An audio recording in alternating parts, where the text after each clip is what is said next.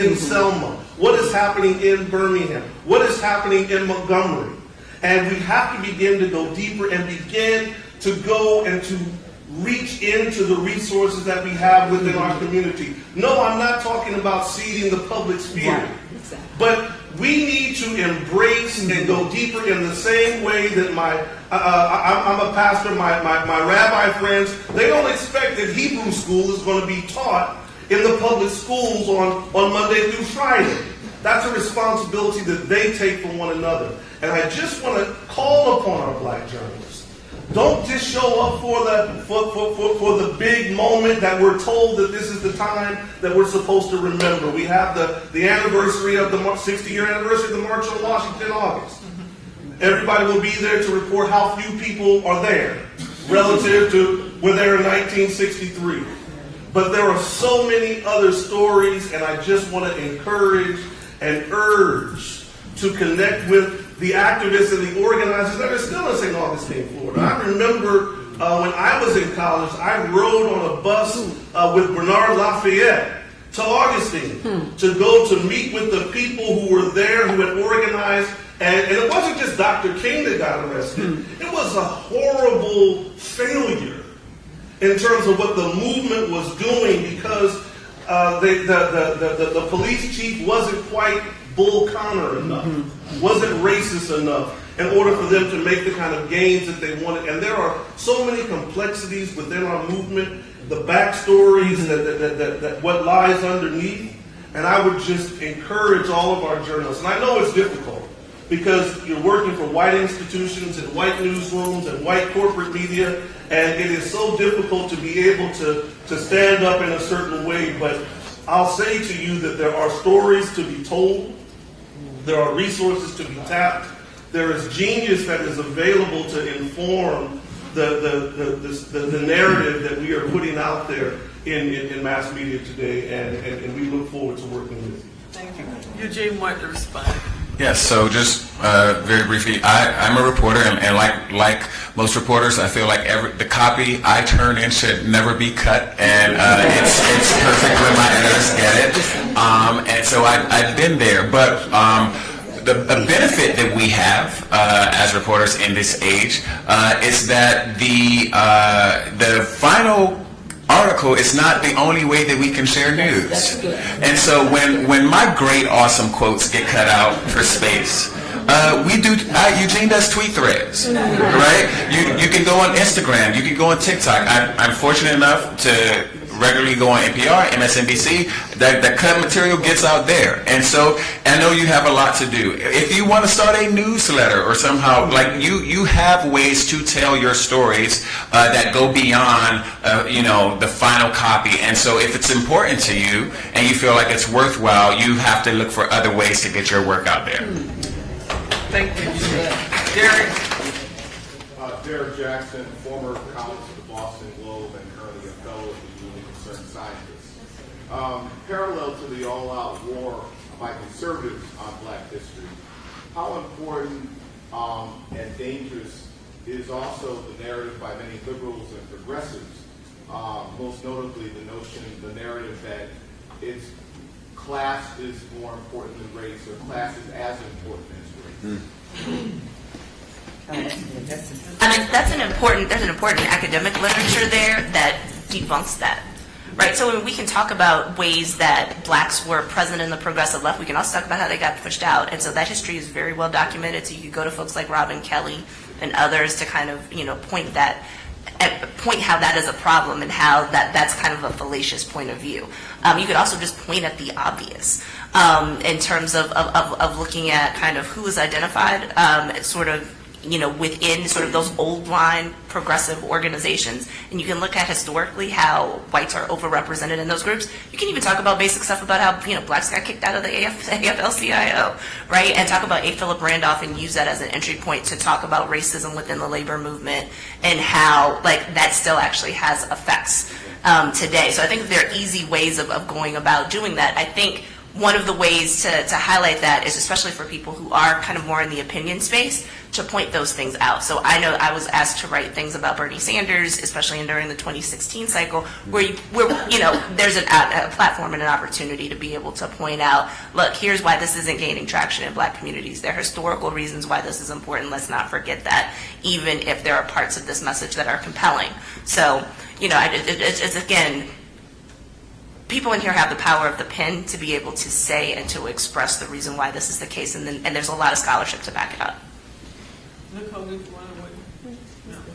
I would also just say quickly that, we're not stenographers, but too often I think we just sort of behave that way. Somebody says something, we write it down, put it in there, and it's like, well, that's what they said. They're like, but what does it mean? Is it accurate? What is the proper context? Where was it said? How was it said? Why was it said? What was it in response to? And sometimes when I'm editing, my reporters will get frustrated. Well, that's what they said. I'm like, okay, but what did they mean? And where does it come from? So, we just have a responsibility, like I said, to keep pushing. It's not easy, Can I say something very quickly to that? There is an organization called Scholar Strategy Network, SSN, and their purpose is to link academics and journalists to kind of get out some information that we might normally publish in other venues.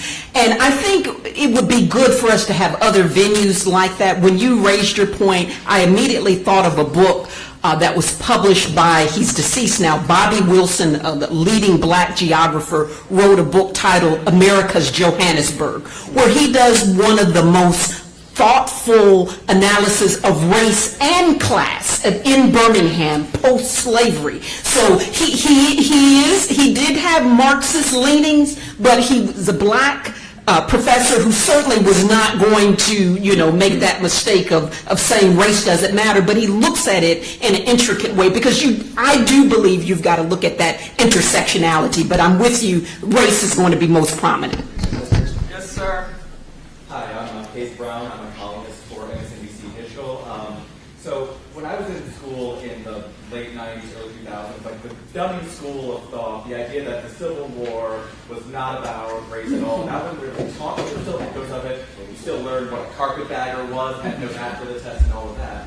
I feel like it's been phased out some, and that's part of what's worrying to these white parent organizations out there, like Moms for Liberty.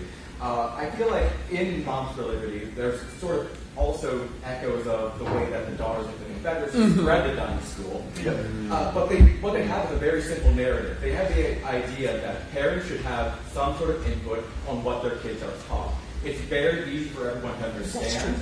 I was just wondering, and anyone can answer this, what is the most effective, simple counter-narrative to that idea that you have come across so that others in this room can help spread that idea? So one of my colleagues, Spencer Piston at Syracuse, I'm so sorry.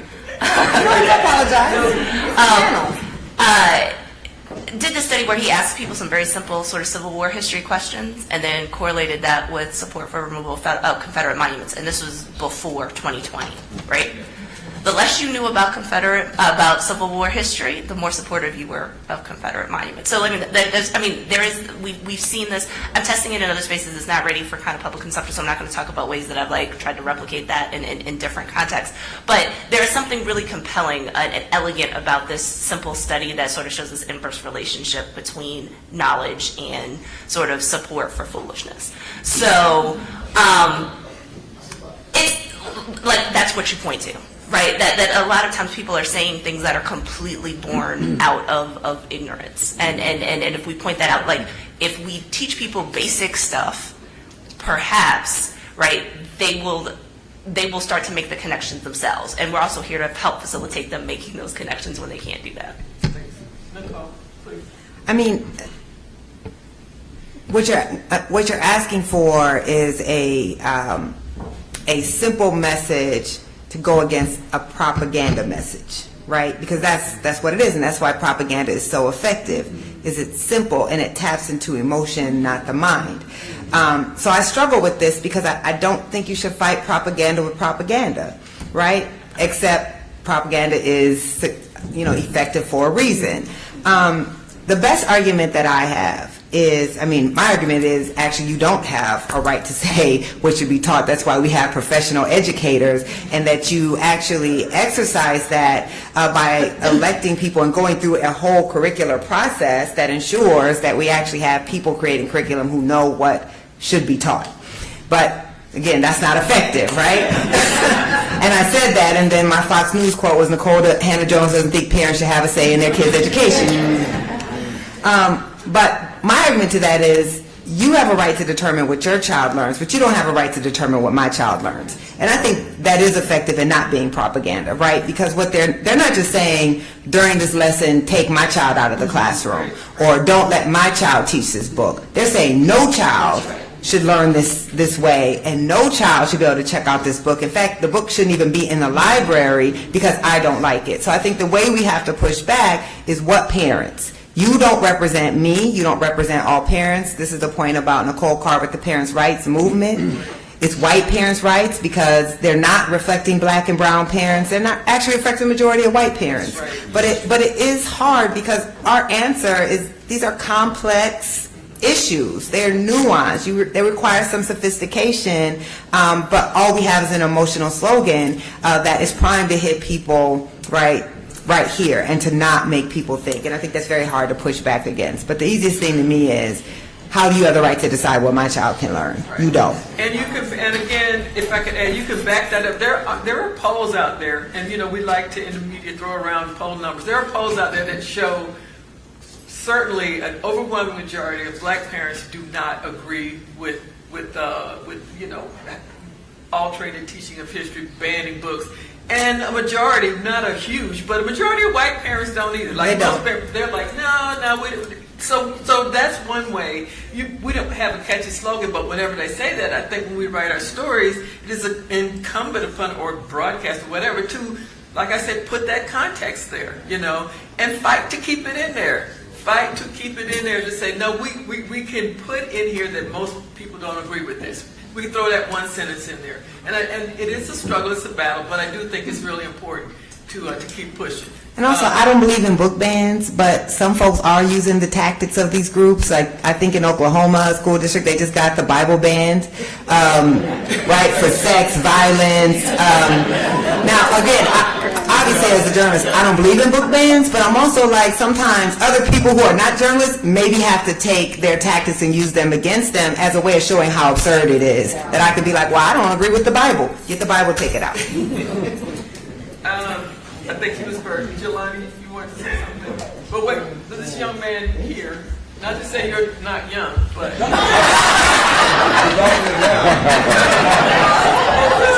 Okay. The secret is out. Good morning. My name is Brett Young. I'm a video producer out of New York City. And the way I grew up in public schools is that there's this notion that race is kind of just in the back burner because New York City is so progressive and so integrated. It's and not integrated. The way public schools are in New York City is extremely segregated by design. So how much more dangerous is that than the contrast in the South, where it's like the critical race discussion is always on the forefront of policy, but what about this kind of forgotten about segregated school system, which I'm pretty sure is the biggest one in the country. So. This was my whole beat. You're really asking a rhetorical question, right? Because we know that it's dangerous. We know that the myth is that the problem is in the South. I spent the last 15 years of my career writing about white progressives in the North whose schools are more segregated than any Southern school, right? The South is actually the most racially integrated region of the country, both residentially and in terms of school. Now, the schools are more integrated because they were forced to do so under court order, and the North wasn't, or where there were court orders. Anyway, just read my work. But I think that is a danger, though, right? Because we can be in a city. New York is the third most residentially segregated city in the country, the first being Detroit, the second being Chicago. These are blue progressive cities, oftentimes with a black mayor, like we have. And so what that does is then indemnifies those cities against any real structural critique or any real effort to feel like they need to segregate the schools. I mean, one of my biggest stories that I'm known for is writing about segregated schools in New York City and what happened in progressive Brooklyn when they tried to integrate a neighborhood school. And you could have been in Alabama or Boston.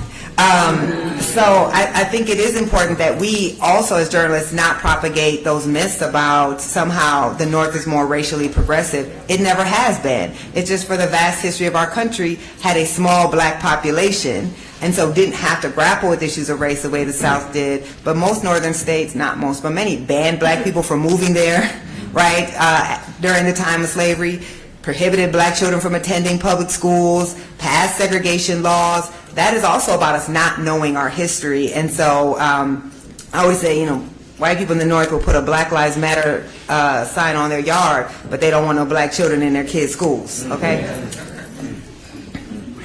Jelani and then Dion and Courtney. Okay. I just wanted to offer one perspective on this, which is that the earlier point about us having to go deeper, and the point that Hayes made, is that we do have a tradition, black journalists, of engaging deeply with these matters around history. Yes.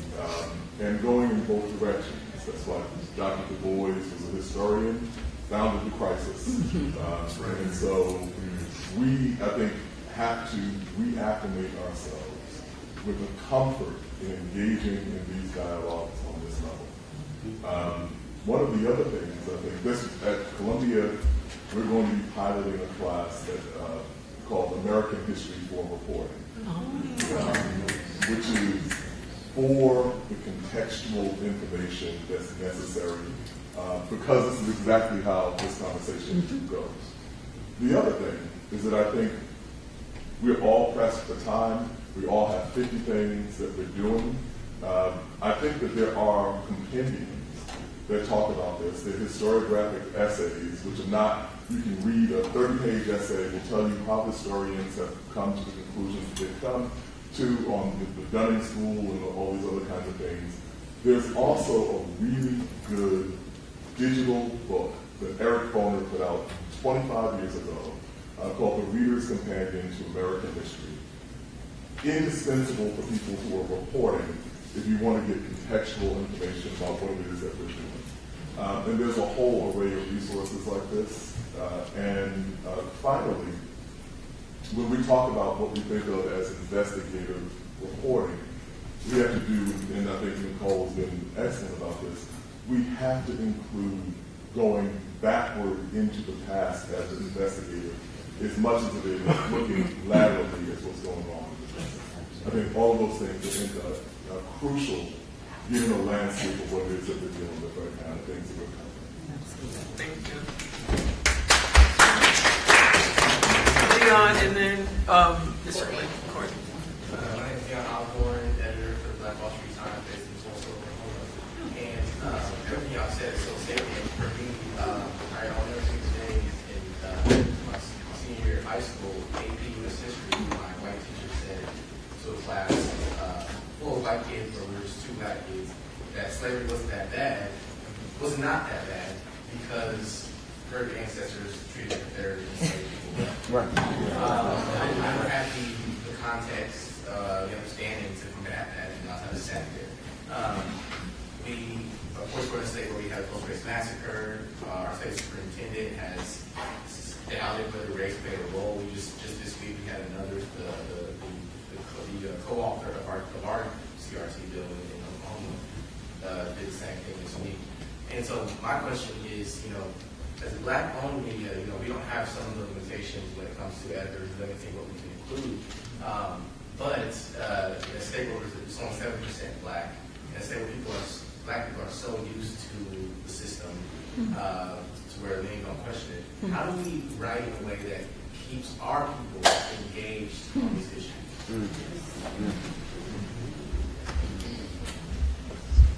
Anyone? Well, I mean, I'll just say that, and I heard Eric talk about it. I think that there are multiple formats. Eugene, I'm sorry, thanks, guys. There are multiple formats and ways in which we need to reach people. I think that during COVID, many different institutions had to discover new and creative ways in which they were going to engage our communities. As a pastor that pastored a largely senior citizen church, I had to teach them about Zoom. I had to teach them about social media. I had to teach them even doing Bible study and training our young people on doing TikTok videos.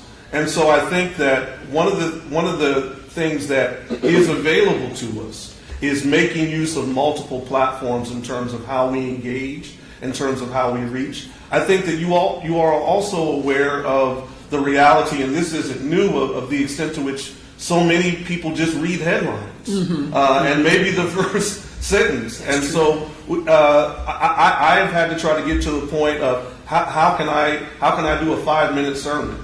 How can I say I got 5 on it? And because if I can't get the message out in a much more compacted way, then I won't reach them. It doesn't mean ultimately I won't get all of the information out. It may be a series of 5 minutes over and over and over that would make up to the normally 25-minute message that I would issue. But as a reader, as a consumer of your information, and as someone who speaks directly to the ordinary, extraordinary people, I would say that you have to go to where people are. You have to speak to them in terms of the ways that they can both hear and listen to you, and that's essential. Thanks. Just two more questions because we are like running over time. So this young lady here, and then Tanya, and then we have. Okay. Well then, Courtney, go for it. With a K. I actually am not a journalist. I actually am Director of Media Relations for a destination marketing organization in Charleston, South Carolina. Speaking of rice and all of the things that we know about things happening in Charleston, one of the biggest challenges for me is my marketing, per se, is always outwards. It's to an overnight visitor. How do I help my visitors? Because I still get questions. People asking me, I know everybody knows about the shooting at Mother Emanuel in 2015 and things like that. I have Black travelers that will ask if Charleston is a safe place to visit for them. How do I help circumvent that, not only with the opening of the International African American Museum, while also teaching a lot of people why Mother Emanuel was targeted in the first place? Because many people, as we've been talking about, don't know our history, don't know why it's called Mother Emanuel, and why white supremacists targeted that specific church to murder 9 people. How do I help circumvent that part of the story? You know what? That's a good question, and I think maybe could you chat with her after? Yeah. Absolutely. Okay, and because I don't mean to be rude, but you know, it's a big question. It's in an area that's a little bit off topic for us, but you're going to help sister. They'll work together. Courtney with the K. Okay. Yes, please. My name is Zach Burgess, and I'm here representing the American Heart Association. American what? American Heart Association. Okay. All right. And they sent me here to build out our reach in the Black community. I see. Okay. Well, when you talk about the social determinants of health, you talk about what that means. That's okay. When you talk about what that means for us as a people, you touched on some very good points. And I want your suggestion, because at the end of the day, people say, well, white people are poor too. White people live in rural areas. White people go through the same thing that black folks go through. And so when you're trying to explain to them why it's necessary for us to reach the black audience, you get a little bit of pushback. You get a little bit of pushback. Like, for example, I'll give an example. Our Hispanic brethren, they sent 9 people to the National Association of Hispanic Journalists Conference. They sent 2 of us here, right? So, as I go back and I carry a message about how we do this and how we tell this story, and we all know that the social determinants of health affect us more than anybody. So, that's my question. That's a good question. Again, I think there's some people we could talk we could get you with offline who could help you with your organization. I'll answer for them. And no, you won't. Because, like I said, we're way over time, and we need to wrap up. We were supposed to be done at 13 minutes ago. I will just ask if any panelists want to have some closing, say something in closing about what we hope to take away from here. I think it's been a good discussion. I think it's been interesting hearing the different perspectives, and I just wanted to like I say, give you guys an opportunity for a closing statement, if anybody, or closing thoughts, if anybody wants to say anything. Come back to Birmingham in September, the week of September the 10th. There's a lot come at the beginning of the week, not just at the end of the week. And I look forward to seeing you all. I don't even have to invite you for Bloody Sunday in March, the first Sunday of March in Selma, Alabama. We have work to do together. Let's go deeper and let's do better. That's good. All right. I mean, I could answer that man's question because it applies to all the journalists in the room, right? It's in the data. Sir. It's okay. Come on. She's going to answer your question. I'm just saying, it's y'all, everything that we're covering can be found in the data, right? So when people want to know why black people, it's in the data. This is my whole career. I've been trying to show that you can treat race as an investigative beat because it's there, right? There are policies you can go to, there's a history you can tell, and there's a data. Race affects black people across class. Black people are the most segregated people in our country, so they don't live actually in the same conditions that poor white people live in. Poor white people don't live in high concentrations of poverty except in one place that we always name. Everybody always says Appalachia, right? But I'm like, I can name every city in America, so that doesn't really apply, right? Poor white people live in wealthier neighborhoods than middle-class black people. That's just a fact. It's in the data. Go to the census. It's right there. Poor white people have more wealth than middle-class black people. They have more access to hospitals than middle-class black people. So it's easy to make the narrative because the narrative is not anecdotal. It's just based on facts. Black people are the most likely to live in areas of environmental toxins, right? So that's what a social determinant of health is, right? What is the environment that you live in? What type of access do you have to foods? What type of access do you have to clean air, clean water? All of that's in the data. So we don't have to just go on anecdote. We have to learn how to respond to these issues with the data that is available. That's my answer. That's my closing argument as well. Treat race as an investigative beat. Was that helpful? And I live in Detroit, so I grew up in Detroit, so I see it every city with that. Okay. Every determinant of Detroit was created by policy. You know this. All you have to do is give the data. I'm just going to say quickly, thank you for coming to Birmingham, and also hopefully you'll be inspired to go back to your respective cities and think of one site that you might have overlooked that focuses on black history and learn more about it and use that as a resource. I agree with Sister Nicole over here. As dedicated as I am to the teaching of black history in public schools, I know I work with teachers who don't get what they should, so we have to take them outside of the public school realm to learn what they learn, and we take them to those sites. So please do that and support your teachers, especially those who are trying to do the right thing when they're on the line and going to lose their job and not get tenured because they took a stand. They do need support from parents like some of you and other family members.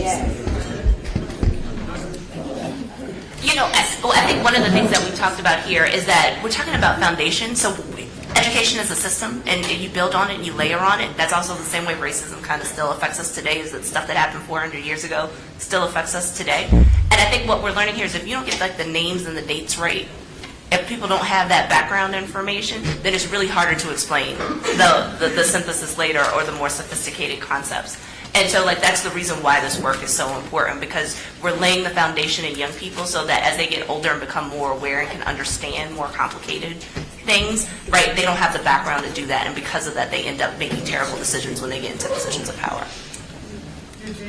And lastly, all of this is a voting issue. And I know voting is not easy everywhere. And so I won't insult anyone by saying you just need to vote. But what I will say is that local elections are so important and so much more important in matters like this than even national elections. And we know this is a national political issue, right? We know that Donald Trump will be in Montgomery tonight I'm sure, talking about this. But please encourage people to vote for school boards and state reps and governors and these ballot initiatives, because that's what we're talking about right now. That's what that's about. Yes, and if I can add to that, cover them as if they're as important as a presidential election. They really are. So thank you all for coming. I hope the conversation was helpful.